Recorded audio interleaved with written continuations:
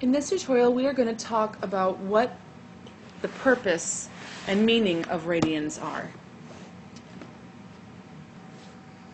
So when we're dealing with the circle, we have what's called the initial side. And the initial side is nice because it's never going to move, it's never going to change. Our initial side is always going to be the radius that connects from the center of the circle straight across to the right-hand side. So this is our initial side. And any other angle that is created in this circle by using the initial side is called the terminal side. So if this angle were to move all the way over to here, this side of the inside angle would just be called my terminal side.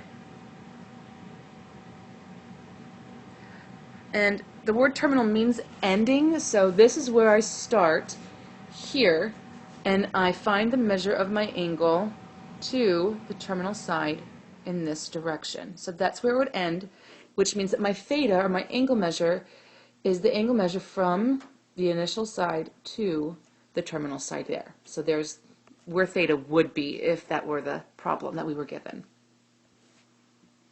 Also, when we have circles with these initial sides, we can have positive angle measures and negative angle measures depending on what side you go to. So if I start at my initial side, which is also a standard position,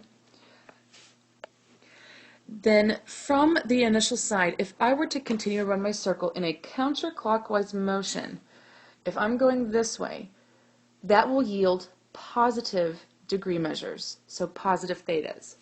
If I were to go the other way from the initial side or standard position, any angle going this direction should give me a negative degree measure. And then the last part of this circle is something called coterminal angles. And coterminal angles are very simple. They're just angles that share the same initial and terminal sides. So for example, I could have the angle that goes from this initial side over here all the way to this terminal side there. So that would be one of my angles. I could also form another one by going from the initial side once again in the other direction around my circle to the terminal side. And this will yield a different angle. So since they both share or start and end in the same place on my circle, they are coterminal angles. Co is a prefix that means that they share them. So then the question remains, what are radians?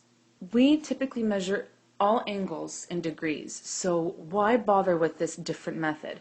And the reason is, it's a very simple reason, and that is because it makes upper level math, anything dealing with angles, so much easier.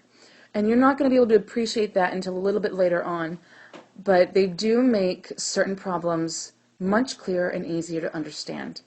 So I'm going to try to walk you through what they are and why they are useful.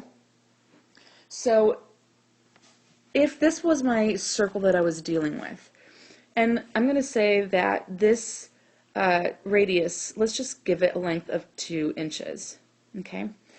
What a radian measure is if I were to physically take the length here that I just drew, like that, and pick it up off of my paper like a string and make one end of it start at my initial side or my standard position and go around the circle or lie up directly on top of it. So let me do that a little bit differently. I'm going to start right on top of this, and I'm going to move around my circle so that I cover the same amount of space or the same distance, which would be 2 inches again, okay, around my circle, and that would create this angle measure from there to here, and that would give me a degree in radians. So whatever your radius is, it matches the arc length of the angle that you're determining. Okay, so since we may be confused, I'm going to write it out in words. Over here on the left-hand side. Okay, so let's recap this. So a radian, angle measure. which is this part right here, this angle, okay? It's an angle whose radius length, which in this case is 2 inches, is equal to the arc length, which is also 2 inches around my circle, that is created by that angle. That's all a radian is. So every circle has the same approximate number of radians in every circle. And what's interesting is it happens to work with the number pi. And it just so happens that if I were to create these radian measures throughout my circle, something really interesting happens that deals with pi. So this is a really bad rough sketch, but bear with me. So I'm going to make another radian angle measure over here. So we're going to say that this is another 2 inches right here. Okay, that's 2 inches too. And then I'm going to make another one over here, which is about there, I'm going to say. So this is yet another 2 inches. And we are going past our directly opposite side here, 180 degrees. And I want you to notice something that is very cool about this. 180 degrees, if we were to compute that, would be the same number as the number pi. And if you remember, pi is approximately 3.14159, etc., etc. Well, if we look here in the top half of my circle, I have 1, 2, 3, and a little bit more here, which is that 0.14159. So this is really cool that we finally realized the purpose and the importance of what pi is because it builds all these comparisons and things that radians and degrees and circles have in common, which is so cool. So if I were to do this all the way around my circle, right back here at my initial side, this would be equal to 2 pi over here.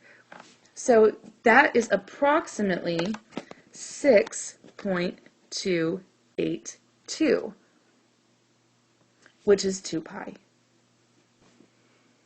And that will conclude this tutorial.